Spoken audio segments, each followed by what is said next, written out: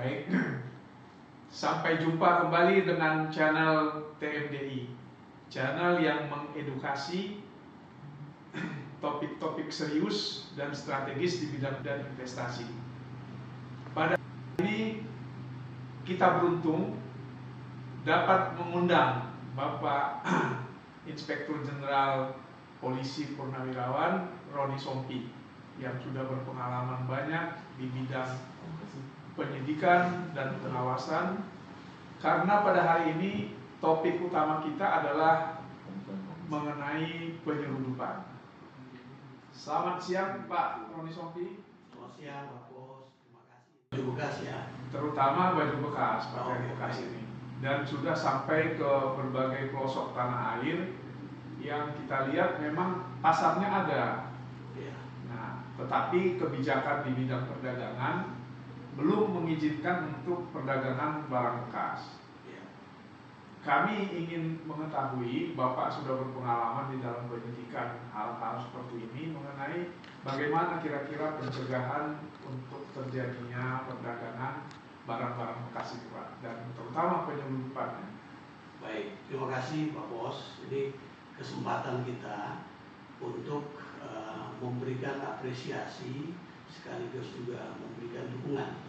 Tadi Menteri Keuangan sudah menyampaikan kebijakan bahwa kalau misalnya baju bekas ini diberikan izin, berarti kan mengganggu produksi tekstil dalam negeri, ya. Nah, kalau pertimbangannya untuk memajukan UMKM, maka UMKM-nya itu jual barang ilegal.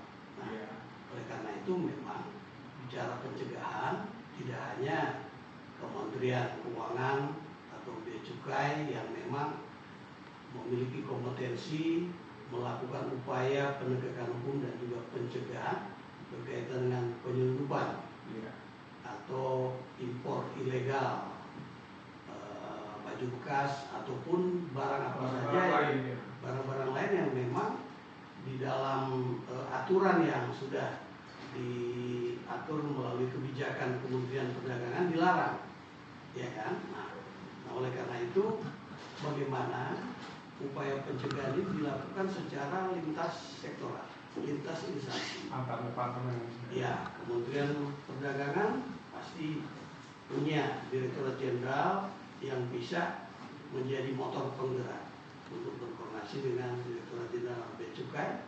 Nah, di lapangan kita punya Polri yang secara terpusat sampai ke tingkat Polsek, ada Babin Kamtipmas, ada Bintara pengumpul bahan keterangan yang bisa membantu memberikan informasi ketika bekerja sama dengan lurah, kepala desa, ketua RT, ketua RW tentang UMKM yang mendapatkan pasokan dari mafia perdagangan impor ilegal baju bekas. Nah, di TNI juga ada unsur terdepannya Pak, yaitu Babinsa di bawah Koramil.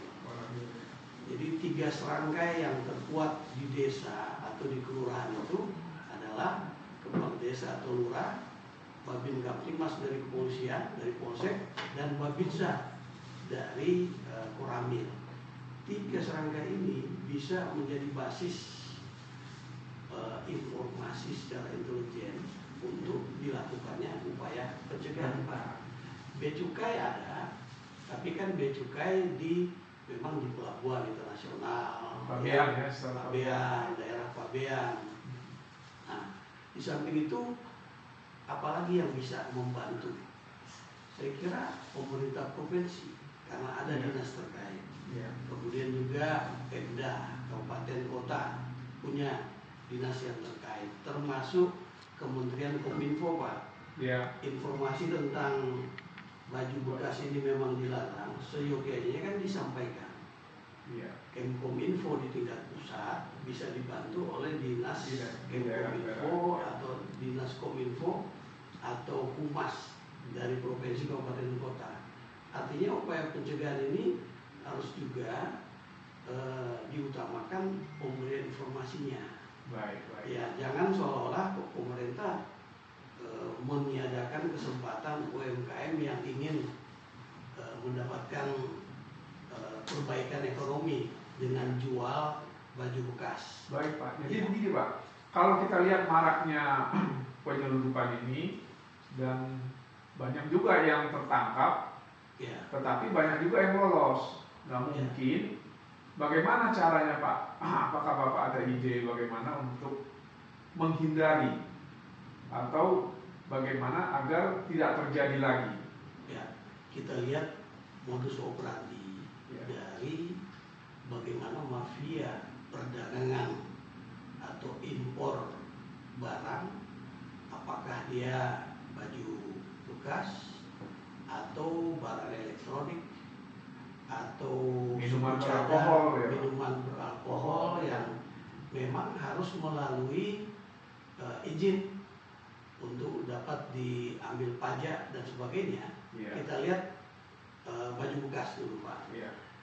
Namanya impor ilegal masuk ke Indonesia karena luas wilayah kita ini justru adalah laut, pantai, sehingga kemungkinan masuk ke Indonesia itu melalui laut. Saya kebetulan pengalaman pernah bertugas di Sumatera Utara, bagaimana dari Port Klang,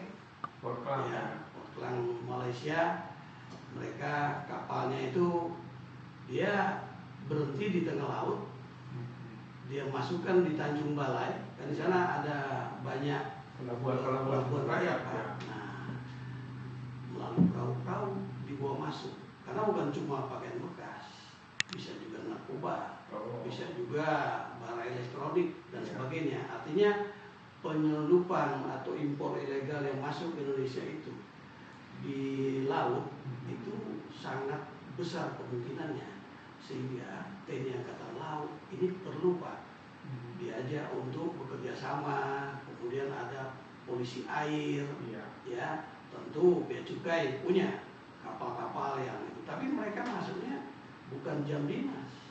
Jadi dia masuk malam-malam dini hari kan Pak pada saat petugas-petugas itu sedang ngantuk. Nah, tentu masyarakat setempat yang perlu digelorakan. Ada Satpol PP kan di Kabupaten Tanjung Balai. Bagaimana Pemda kabupatennya juga memperkuat Satpol PP ini untuk memberikan informasi sehingga nanti Polri bisa melakukan penangkapan, Bea Cukai bisa juga Bakamla Pak. Artinya pencegahan seperti ini perlu dilakukan, karena kalau kita sudah jaga di perbatasan laut internasional, karena kemungkinan dia masuk melalui pesawat kan terlalu besar biayanya. Betul. Jadi apakah dia juga masuk melalui kontainer Pak? Nah, kalau masuk melalui kontainer disamarkan, nah ini tentu kompetensi dari Bea Cukai sangat kuat Pak. Betul. Sehingga Kementerian Perdagangan, PPNS-nya itu bisa bekerja sama dengan Bea Cukai, bagaimana di area pabean itu bisa diantisipasi masuknya baju bekas yang disamarkan di dalam kontainer. Nah, Polri tentu tidak bisa masuk di area pabean Pak, menunggu di luar. Jadi daripada menunggu di luar, kenapa informasi yang kemungkinan diperoleh melalui jaringan intelijen ini kemudian dibagikan. Kalau memang ada satgas yang dibentuk, memang itu terbatas waktunya. Satgas ini kan bisa berbagai instansi itu bersama-sama, sehingga ketika ada penegakan hukum bisa diserahkan kepada PPNS Bea Cukai atau penyidik Polri atau PPNS Kementerian Perdagangan, kan gitu Pak. Betul Pak. Nah ini. Jadi dalam hal ini kalau kami melihat bahwa Bapak menyarankan kerjasama yang erat antara instansi Pak Betul. Agar semua informasi masuk dan bisa dilakukan baik pengawasan maupun penangkapan. Jadi artinya gini, sekarang ini tidak bisa lagi Pak hanya bekerja sendiri. Jadi walaupun kompetensinya ada di di kementerian atau lembaga tertentu yang ditunjuk undang-undang, tapi dalam bekerja ini ada hal-hal yang dicari celahnya oleh mafia, karena mafianya lebih maju, lebih canggih dia. Ya, dia berpikirnya lebih dulu kan Pak. Sedangkan aparat penegak hukum dari kementerian dan lembaga selalu belakangan. Biasanya bekerja berdasarkan batas-batas peraturan yang ada kan Pak. Betul. Sedangkan mafia ini bisa cari celah di mana peraturan-peraturan ini bisa dilanggar. Ya, nah, tentu terutama Pak, integritas dari aparat terkait apakah di kementerian, di lembaga, ya Bea Cukai, kemudian Perdagangan, Polri, Bakamla, mereka ini perlu diberikan semacam ya insentif mungkin Pak bagi yang misalnya menemukan. Ya, karena gini, yang ditemukan itu kan punya nilai. Tadi Menteri Keuangan menyampaikan, ini kok cuma dibakar. Ya, mungkin ada pemikiran yang out of the box gitu Pak. Jadi kita melihatnya solusinya yang diambil terhadap barang, memang ini barang ilegal, tapi punya nilai tertentu, nilai ekonomi. Bagaimana dari nilainya itu kemudian dibagikan sebagai insentif bagi yang menemukan, kan gitu Pak. Saya berangkatnya dari sini Pak, ketika saya menangani kasus illegal logging. Itu kayu-kayu besar dipotong, ya itu kan barang sitaan. Tapi bagaimana itu punya nilai ketika dan masih bisa bermanfaat kan ya Pak? Bisa bermanfaat. Nah, kita lelang dulu, minta izin dari pengadilan untuk dilelang dulu sehingga nilainya ada. Nah, dari hasil lelang itu sebagian masuk ke kas negara, kemudian ada persentasenya untuk penyidik, jaksa penuntut umum, dan juga hakim dari kayu yang tertangkap, yang disita itu. Nah, ini bagaimana Pak? Kita memikirkan solusi terkait dengan barang sitaan ini. Narkotika juga Pak, di Amerika itu kalau penyidik narkotika di Amerika itu menemukan narkotika, itu ada persentasenya dari narkotika tersebut. Apakah itu kemudian digunakan untuk kepentingan medis dan sebagainya, sehingga itu ada nilai ekonomi, dan diambil sebagian untuk aparat penegak hukum, sehingga ada motivasi untuk melakukan penegakan hukum secara berintegritas. Insentif lah gitu Pak ya. Ada insentif ya. Dan tentu harus ada peraturan Pak untuk ini ya. Di kita belum ada kelihatannya peraturan untuk. Jadi peraturan itu mungkin juga melalui revisi undang-undang perdagangan atau undang-undang di bidang kepabeanan kan gitu Pak. Artinya ini kan kita melihat kepentingan negara ya, bagaimana menjaga agar perekonomian negara ini semakin meningkat, tidak ada kebocoran kan Pak. Ya, karena kalau masuk barang-barang impor ilegal ini berarti kan barang-barang yang ada di Indonesia itu kan tersaingi Pak. Ya, memang menguntungkan bagi rakyat yang berjualan, berbisnis, UMKM untuk barang-barang yang ilegal ini. Tapi bagaimana UMKM juga kita bangun kemampuannya Pak untuk berjualan. Tidak hanya barang-barang yang ilegal kan Pak? Justru dia harus menjual barang-barang yang legal, produksi dalam negeri. Betul. Seperti itu Pak. Nah, bagaimana kemampuan rakyat kita yang memang punya kemampuan untuk memproduksi tekstil, memproduksi alat elektronik dan sebagainya, ini mereka bisa berinovasi secara kreatif dan menghasilkan, UMKM-nya membantu menjual. Artinya sosialisasi ini perlu dibantu oleh Kenkominfo Pak untuk tingkat pusat. Betul. Bagaimana Kementerian Perdagangan memberikan masukan juga kepada Kenkominfo, karena ada Direktur Jenderal yang untuk menyampaikan informasi kepada publik, dan nanti dibantu di pemerintah provinsi juga ada humas, di Pemkab dan Pemkot juga ada ya, yang bisa memberikan sosialisasi sehingga kita tidak menunggu kejadiannya, Pak. Betul, Pak. Ya. Jadi begini, Pak, beberapa informasi bahwa pakaian bekas ini bisa juga membawa bakteri, Pak, penyakit. Nah, ini juga yang ditakutkan oleh masyarakat, sehingga masyarakat perlu juga diedukasi supaya betul-betul tidak menggunakan pakaian bekas. Betul, saya sangat setuju, Pak. Jadi artinya Kementerian Kesehatan perlu juga dong jemput bola, memberikan masukan.